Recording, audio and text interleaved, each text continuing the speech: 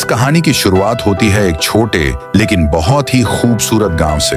ये गांव पहाड़ों के बीच बसा हुआ था, लेकिन यहाँ के लोगों की जिंदगी जानवरों से भी बदतर थी। ज्यादातर लोग सड़कों पर भीख मांगकर या छोटी मोटी मजदूरी करके अपना गुजारा करते थे। इसी गांव में रहता था एक लड़का, रायस्टार। वो भी गरीब था, लेकिन उसका दिल सोने का था। उसके दिमाग में हमेशा एक ही बात घूमती रहती थी, मुझे अपने गांव के लोगों की जिंदगी बदलनी है। हर हाल में। एक रात गांव के कोने में बनी एक पुरानी झोपड़ी में 3 दोस्त चुपचाप बैठे थे, रायस्टार, ज्ञान भाई और अज्जू भाई। चारों तरफ अंधेरा था, लेकिन इनके दिमाग में एक बेहद खतरनाक योजना बन रही थी। रायस्टार बोला, देखो, अगर हमें अपने गांव के लोगों के लिए कुछ करना है तो हमें पैसा कमाना होगा। तुम्हारे पास कोई आइडिया है? ज्ञान भाई बोला, तो क्यों ना हम एक बैंक को टारगेट करें, वहाँ बहुत सारा पैसा होता है। अज्जू भाई बोला, प्लान तो बढ़िया है, लेकिन बहुत खतरनाक भी है। इसके लिए हमें रात में निकलना पड़ेगा और चेहरों पर मास्क भी पहनना होगा। बैंक में मेरा एक दोस्त है, वो छोटू, वो हमारी मदद करेगा अंदर जाने में। तीनों ने एक दूसरे की तरफ देखा और फैसला हो गया। रात के अंधेरे में तीनों दोस्त एक काली बाइक पर निकले,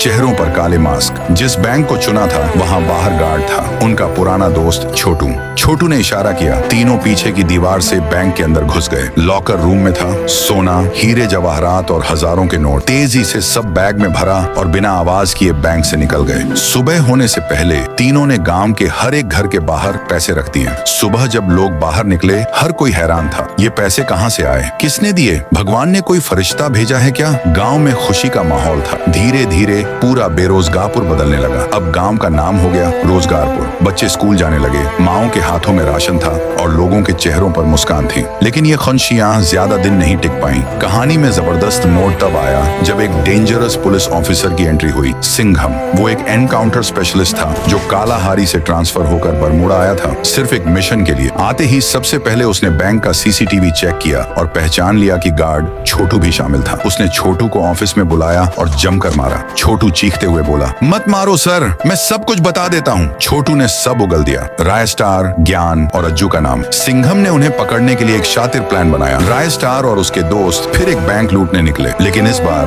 बैंक के बाहर सिंघम अपनी पूरी टीम के साथ छिपा हुआ था। जैसे ही तीनों दोस्त बाहर निकले, सामने था पूरा पुलिस फोर्स। रायस्टार समझ गया, अब नहीं बच पाएंगे। तीनों ने नीचे जमीन पर घुटने टेक दिए और खुद को सरेंडर कर दिया। लेकिन सिंघम का मकसद कुछ और था। वो आगे आया, अपनी गन रिलोड की और रायस्टार के सामने ज्ञान भाई और अज्जू भाई को गोली मार दी। दोनों जमीन पर गिर पड़े। रायस्टार की आंखों से आंसू निकल पड़े। सिंघम बोला, अब तेरी बारी है। उसने रायस्टार के सिर पर बंदूक रख दी और रायस्टार भी अपने दोस्तों के साथ जमीन पर गिर जाता है। पार्ट 2 देखने के लिए कमेंट करो पार्ट 2 और शेयर करो अपने फ्री फायर वाले दोस्तों के साथ।